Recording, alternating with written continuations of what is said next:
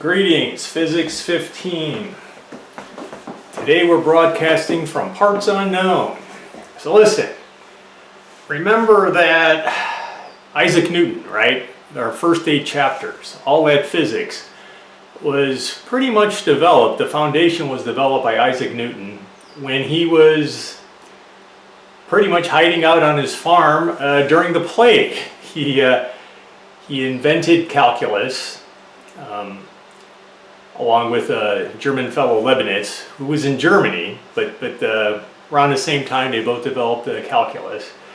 The laws of physics. From that, he developed all the basic laws of gravity that we studied, all while he was hiding from the plague. So the lesson from that is use this time wisely, right? Use it wisely. So let's get started. So we're going to do chapter 9, behavior of fluids, right? So we're kind of entering a different era. We're moving from Newtonian physics, right? Named after Isaac Newton, from Newtonian physics to physics, but a lot of this, there was a lot of other folks that had major contributions to fluids, Bernoulli, other type folks. So let's get into that.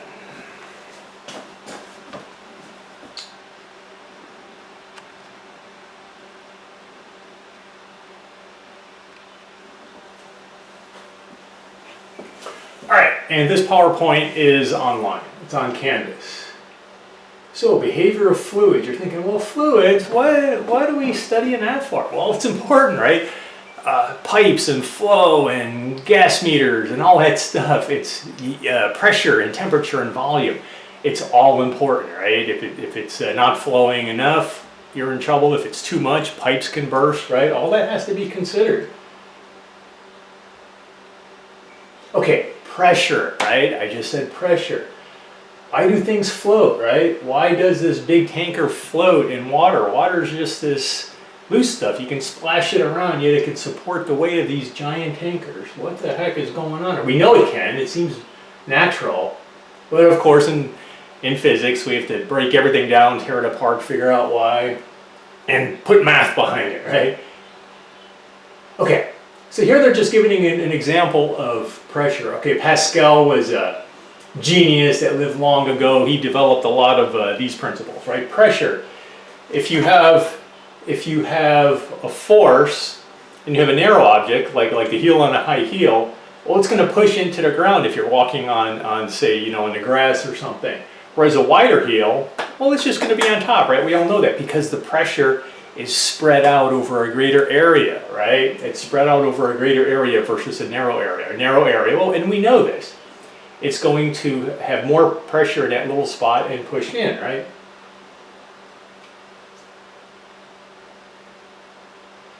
Okay. Oh no, I forgot about this. Okay, this is why I like the other one. Yeah.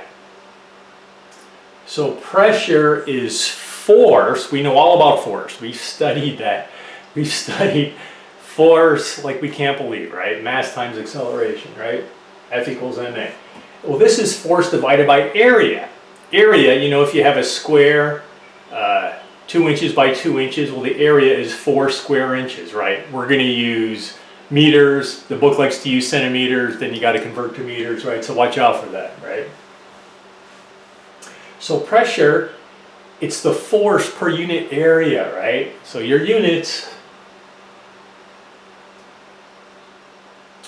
Yeah, and so 1 Newton, we all know what that is, 1 Newton meters squared. So a meter is about, I know you can't see here, right? So a meter is like this much, right? This much, right? A square meter, we call that 1 Pascal after the scientists that developed much of that. Let me just check the camera. Okay.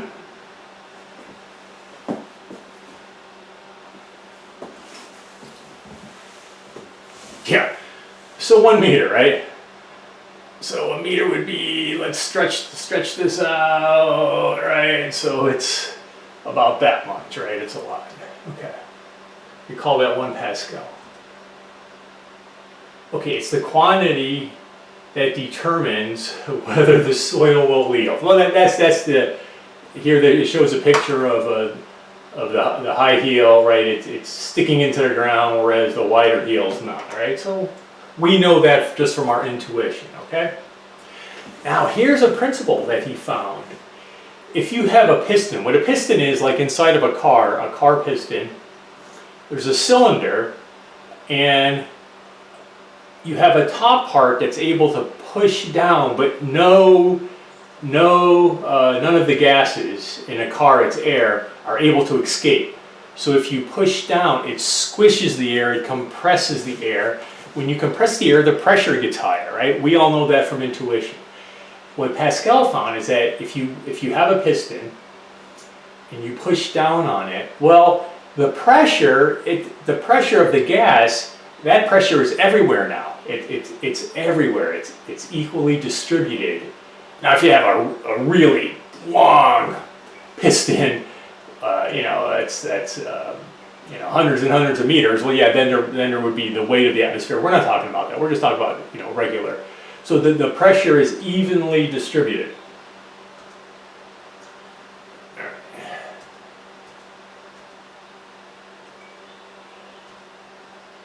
Okay, I don't like that. Let's go on. I said what I want. Oh yes, let's go here.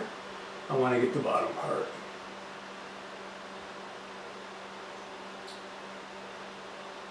Yeah, so when you change this pressure on a piston, right? So that pressure is uniformly distributed. And it says throughout the fluid. Okay, so fluid, Felix, you said it was air. Air is a compressible fluid. Water, if you squish water, it compresses ever so slightly, but it essentially doesn't compress. It just doesn't compress, right? And air, you can compress it, but the way it works in science and physics, we just consider it a compressible air. So fish swim in the ocean, right? They're able to go up and down. We all can visualize that. Well, up here in the air, balloons go up and down. Airplanes are able to go up and down. So it's sort of like, we're kind of like fish, but we're in a compressible fluid. Birds can fly through it, right? They have the wingspan, they can do it, right? So it's similar. It's considered a compressible fluid. So when you see it say fluid, just remember that. Gases are a compressible fluid.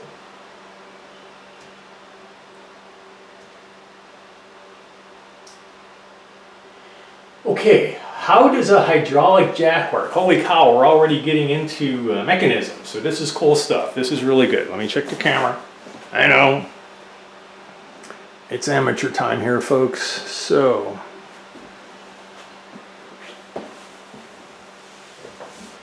how does a hydraulic jack work? So a hydraulic jack, for those of you that don't even know what a hydraulic jack is, a jack for a car, if you've ever seen in a garage, they have a jack they can slide under a corner of the car. So it'll go on a hard part of the body of the car, next to wheel, for example, and then there's a handle, and they'll push the handle up and down a great distance this way, and the jack part will go, it'll just go up a little bit, but you're able to lift a car or a truck that weighs a couple of tons inside of your automobile. You might have a little hydraulic jack. It just has a little piston assembly. It fits under a point where you're supposed to put it under the car if you're changing a tire. Then there's a long handle. You move the handle a much greater distance, right? The lever arm, remember that? And then the jack goes up ever so slowly, but you're able to lift this car that weighs a ton or more. So here's how that works. If you have, am I blocking the screen? Probably. Oh my God. All right. So here's your piston, right? So it's pushing down. Now in a hydraulic jack, it will have oil inside. There's no air bubbles or anything, right? So this oil is just distributed in this system. So this is the part with the handle, say for the jack, where you're moving it up and down. And then this part is the part that's pushing up, and the car is here. And you're lifting the car up with this cylinder, right?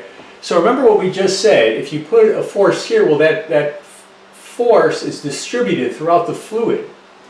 But here you have the force, but look at, remember we just said pressure. Pressure is dependent on the force and the area. Remember the high heels had a small area, the man's shoe had a wider area in the heel. So here you have a much wider area. So now you have force over a much wider area, the pressure is way higher and you're able to lift the car. Now it's not magic, here's why. Here's why. Notice here you got a tiny little bit of oil. So when you push down, you're only squishing a little bit of oil. So this thing only goes up a little bit, so that's where the give is. You're only squishing this little bit of oil, putting it into the big cylinder, and the big cylinder just goes up a little bit. But it's this principle where the force, and this isn't intuitive. You're thinking, what? My brain, that doesn't seem normal, but it's the way it is. That's why science, we do experiments, because things aren't always intuitive. If everything was just intuitive, you would never have to study anything, right? But it's not, right? Our brains, we evolved, we're hunters and gatherers. We didn't evolve to worry about this, right? Well, now in our modern society, we worry about these things, right? But this is how nature works. This is how fluids work when water's going down the stream and water's going through caves and the atmosphere. So nature works the same way, right? So you're squishing this tiny little bit of fluid, say oil, which doesn't compress. This fluid, you push down on it, it doesn't compress. It just stays where it is. And then the force here, now remember, so we just learned pressure is dependent on force and the area. So now you have that force over a greater area, so you're able to lift so much more, but it only goes a little bit. Whereas here you have to push this piston all the way down, squish all this fluid here, and so this piston goes down all the way. This thing only goes up a tiny bit. That's how hydraulic jacks work. Amazing. Right?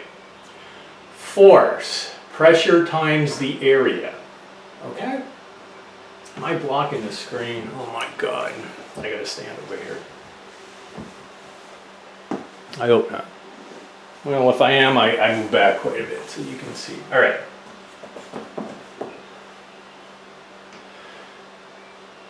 Yeah, so you get a larger force in the second piston because the area is increased. But what you give up is the distance only goes up a little bit. So that's where it all balances out. There's no free energy, there's no free forces, there's no free anything in nature, but everything balances out. Okay, so that's a problem. I'm going to do problems in a separate video like usual, right? Or like in a separate session, I should say. So, yeah, we'll do problems in a separate session. Okay, so now we're moving on. So atmospheric. When atmospheric, what we're talking about is our air, right? We live on planet Earth, and we know that down here near the surface, right, we have air, we breathe it, but as you go higher and higher, the air gets thinner, right? These mountain climbers have to use oxygen because the air is thinner. Eventually you go up and you're in space, right? So there's a pressure, that column of air has a pressure. We call it atmospheric pressure. As you go up, the pressure gets less. If you've ever been in a swimming pool and you didn't like submerged underneath, tried to swim underwater, you'll feel the pressure in your ears. It's a similar thing. That's the pressure, the weight of the water has a pressure. We don't notice it typically because we're used to it. We were born, we evolved, this is our natural environment. It seems normal. Okay, we just learned what a Pascal is. At sea level, in California, except for, you know, if you go to mountains, there's less pressure, but down by the sea, the atmospheric pressure is about 100 kilopascals. 100, and then a K, of course, is 1,000 pascals. In our, units we use in the States, 14.7 pounds per square inch. So a square inch, there's 14.7 pounds of pressure that you would not have if you were in outer space, right?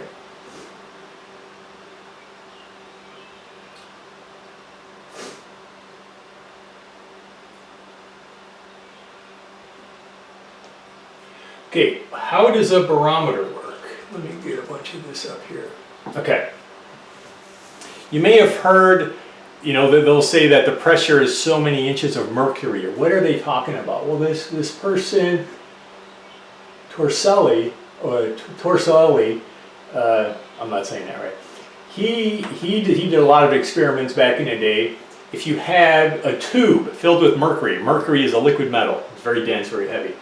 If you have a tube filled with it, and then you have a little vessel, and you tip the tube so that there's no air bubbles, right? Well, what will happen is that it will go down a certain amount. There's a vacuum in there, and then it'll stop. What that is that's the air pressure. The air pressure is pushing down on this fluid, and it can push up to 760 millimeters of mercury.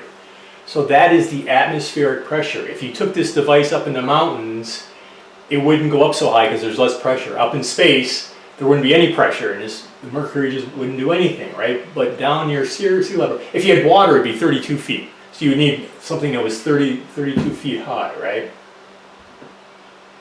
Okay, so mercury is dense. So this is a new term, density. The mass of an object divided by its volume. So volume, if you have a tube, if you had a tube this high, it would be the height of the tube, and then if the tube is circular, times the area. What's the area of the circle? Pi r squared, I think, something, right? Okay? So it pushes that up. Yeah, and then many experiments were done. Make sure you read the book, right? Oh, let me go back. This is why I hate those things. All right.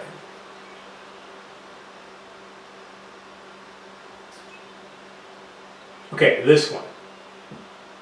This shows that you have a column of air, right? The molecules of air. Air is little particles. They have energy, right? They're bouncing around, they have temperature.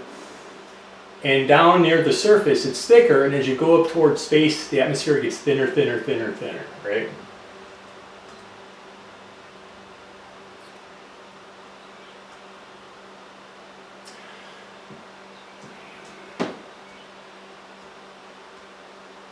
And here they're just showing that if you increase the pressure, so say you have a certain amount of mercury, you have a certain amount of mercury, and here there is air. This time there is air here.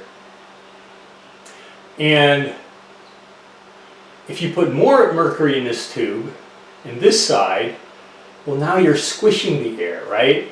So you're squishing the air. So you have more pressure because you're putting more mercury, right?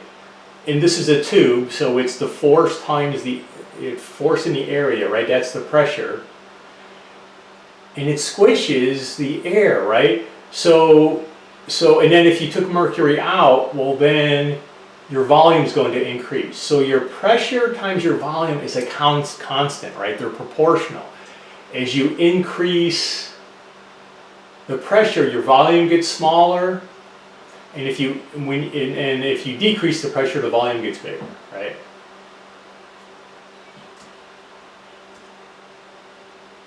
Okay, I'm going to do problems in a separate session. All right.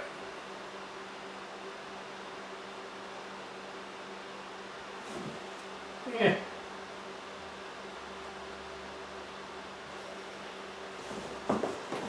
Check the camera again without bumping anything.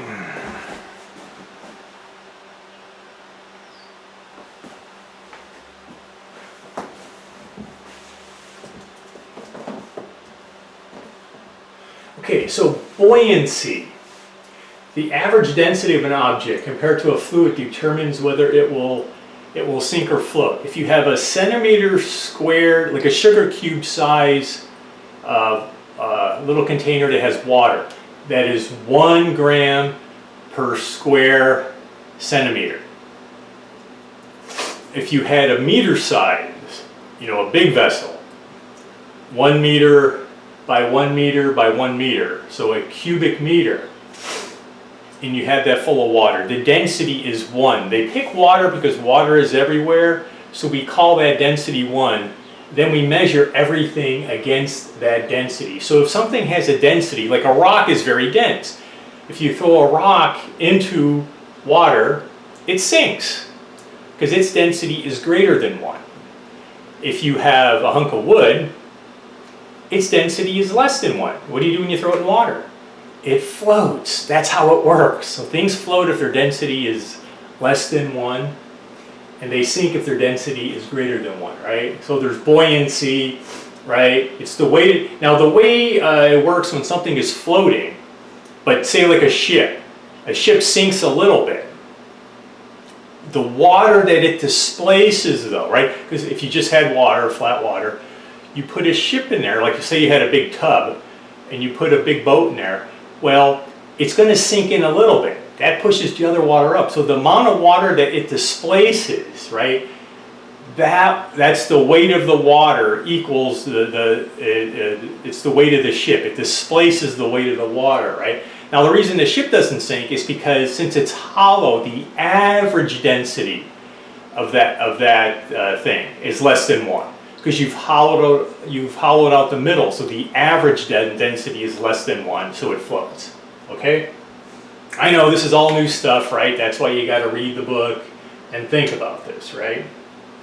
And also, you should have read the book ahead of time, right? So, and this is a simple experiment. It just shows that water has weight, right? If you have a can and it's full of water, well, the bottom hole shoots out here. It doesn't, it shoots out the water at a greater force, so it squirts out way farther. This one is going way out over here. This middle one is going down over here, and this one just like here, right? Hardly any pressure. This one goes like this, and this one goes way out here. So the height of the water, there's more pressure as you go down. You can see that with the flow of the, right? Earth's atmosphere works much the same way, okay? Works very much the same way. All right. So the atmospheric pressure is greater near the surface where we live, right? As you go up towards space, it becomes less. We already talked about that. So it's the whole weight of that fluid down upon you.